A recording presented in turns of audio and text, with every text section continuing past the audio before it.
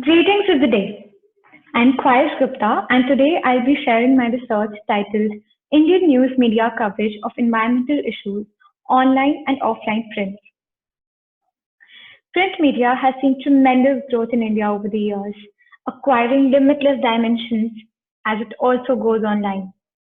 A rapid and constant swelling in news content to such an extent also calls for attention if an extremely imperative topic like environment is receiving its due weightage. Talking about Indian news media, we must recognize that the world's largest democracy stands second in the newspaper circulation market, signifying the sheer magnitude of print media that exists in the country. There is no doubt that Indian media has been acting as the fourth estate of Indian democracy. It has also long been a driver of public discourse and policy making. There has been a significant increase in media consumption over the past few years, and the masses are indulging in now a gradual shift from offline to online media due to greater accessibility that the internet offers. Now, the lockdown due to the pandemic has obstructed both the demand and supply of printed news. And during the same time, online news publications are also presenting themselves as a suitable alternative for mainstream media. They make it seem as if they're the cornerstone of modern journalism, which they also might be. However, newspapers continue to act as a custodian of the general public in disseminating information and also enjoy great credibility. Therefore, in the present scenario, both online and offline print media are extremely important. Now, talking about the environment in India, it won't come as a shock to any of us when I say that India ranked 168 on the Environmental Performance Index, which took into account 11 sustainability issues ranging from water to air to sanitation, etc. The Ministry of Environment, Forest and Climate Change is responsible for environment and forestry programs in India. And the importance of environmental awareness cannot be stressed enough for a country like India, which is hungry for development, and it in this process it may forget the environmental aspects of it. This is where the media steps in. It steps in to mobilize public opinion, influence their lifestyle, and engage citizens in the making of environmental and developmental policies. The coverage of environmental issues has increased over the decades, but it is still not enough due to gaps and loopholes in the reportage. They are also not considered newsworthy or of public interest, due to which this vicious cycle is entered in which there is less coverage, due to which there is less audience interest, again due to which there is less coverage by media houses. There is also a lot of scope for some basic training and understanding that the engagement of journalists and scientists requires to facilitate the outflow of information. This can also be used to increase scientific literacy among the masses, which is extremely important for them to understand topics like climate change, air pollution, etc. While Indian media coverage of issues like climate change and air pollution has increased over the decades, it still remains insufficient and full of loopholes. To quote an example, there was a study that proved that Indian news media is more likely to quote politicians when it comes to climate change or other environmental issues rather than scientists. To walk you through the objectives of the study, they were to find out and make a comparative analysis between print and digital news media of India through content analysis in terms of frequency of the environment related articles, frequency of the themes covered, to see if the reportage was lockdown centric, thereby compromising other studies and events that took place related to environment or not. Then the general type of articles preferred by a medium or a media company, the structure, the geographical focus. Was set from 1st March 2020 to 30th June 2020. I took two newspapers and 2 digital media platforms. Talking about newspapers, I took the Hindu and the Times of India, which were the 2 most widely circulated newspapers and had digital archives that were used for the research. E-paper of Times of India and the web archives of India were searched for articles related to environment. The Hindu also had a dedicated segment of article archives that were environment related. 2 independent digital media companies were The Wire and The Print, which also enjoy a good popularity online. Both of them had an archive of environment-related articles in a dedicated segment on their respective websites. I found 433 articles in total, which were then subjected to content analysis. The content analysis of those 433 articles was done on 4 basic categories. That was nature, theme, structure, and the geographical focus of the article. Again, these 4 categories were bifurcated into subcategories whenever possible. To see the frequency of articles as per the nature of the article, the nature meant the type and the context in which the article was published. So when you talk about the type of the article, we wanted to see if it was a news report or were they falling under other categories like feature, opinions, editorials, etc. So, when we speak about the context, we wanted to see if they were only pandemic or lockdown related environmental issues, or they also spoke about other general things that might be going on. So it was a general trend to notice that both newspapers and digital platforms gave more preference to features and editorials as against news reports. Also, when we speak about the context, fortunately, the environment impact of the lockdown did not overtake the coverage of other issues of importance during the COVID-19 pandemic. This was true for both online and offline media. The next category is of themes. There were 6 main themes decided: climate change, policy and projects, pollution, biodiversity, general awareness related to, say, observances of days like World Environment Day, World Ocean Day, etc., and other issues like agriculture, energy, disasters, that. So we see that this figure here shows how these themes were covered by articles, and we see that biodiversity has received the maximum coverage, whereas climate change, such an important issue, has just been covered by 8% of the total articles. Here is the frequency of articles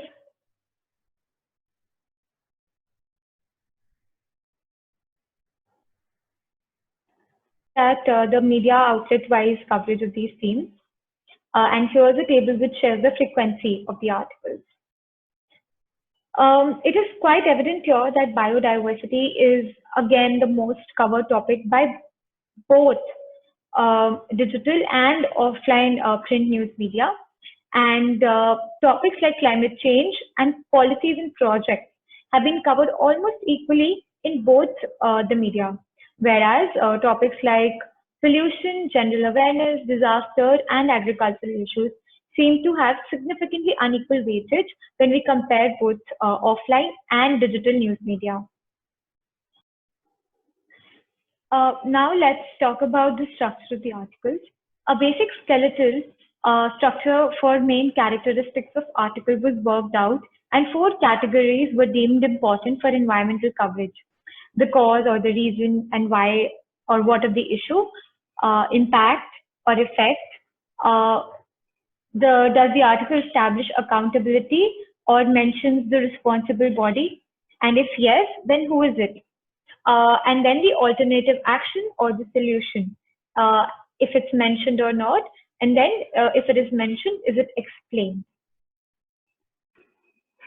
Table 3.1 shows that online media is more likely to mention causes and impact in their articles of a particular environmental issue as compared to mainstream print outlets.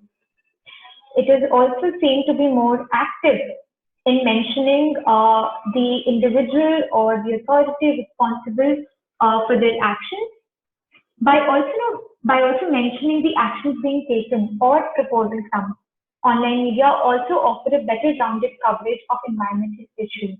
It is shocking to note that not even half the newspaper articles talked about the way forward by mentioning the action being taken or that should be taken.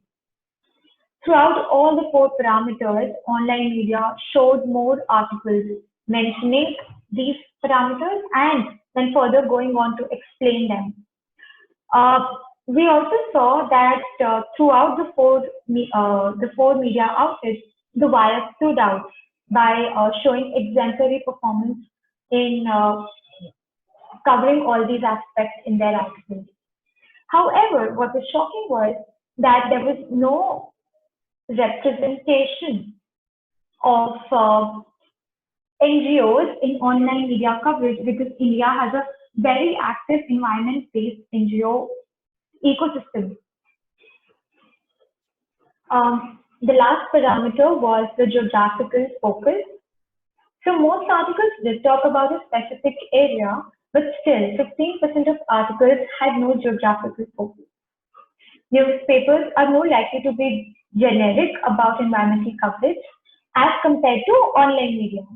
However, we see that newspapers are more likely to report about local and regional environmental issues, while online news websites focus on topics of national importance. Now, we also must see what these numbers bring for us on the table for discussion. So we see that the frequency of environment-related articles cannot be solely attributed to the medium, that is online or offline. Even though mainstream newspapers together have published more than news websites have, we see that the Wire has had the most comprehensive news coverage on environment-related issues. The sheer number of articles isn't enough, and we must also look at the quality of articles being published. We saw that during the pandemic also, news outlets kept on covering environmental issues, which is a really positive thing. And which is again, what was also worth appreciating is that the context of the articles was not only lockdown related. It also covered various other environmental issues that were going on in the country or outside. Now, talking about other aspects of the content, we saw that under themes, biodiversity was followed by projects and policies in the most covered topics. How shocking it was actually to see that minuscule coverage was provided to disaster and farming. Despite India in May and June being struck by major disasters like Cyclone Amphan and the locust attacks, among others. India is also an agrarian economy. Despite this, coverage has been rather modest. It is motivating that online media has managed to cover these two issues of immediate and extreme importance better than the newspapers. Next, it was found that featured articles, opinions, and interviews were preferred over news reports, and this was applicable over all types of news outlets. Now, the positive aspect of this is that it offers more comprehensive knowledge of the issue, as time ensures a better truth and the human element evokes empathy. We saw that online media was able to provide a better or more information-based structure as compared to offline print media. Talking about the geographical focus of the articles, print media attends more to local and regional environmental news, while online news publications they read to international and national events. This model works well for each of them respectively because of their audience pool. Newspapers are called local dailies, whereas online publications have a more diverse and scattered audience throughout the nation.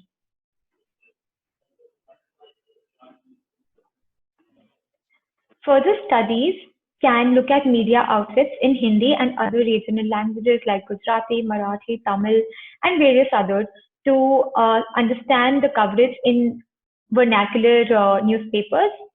The number of media outlets covered in the study were really few and might not be representative of the whole Indian news media.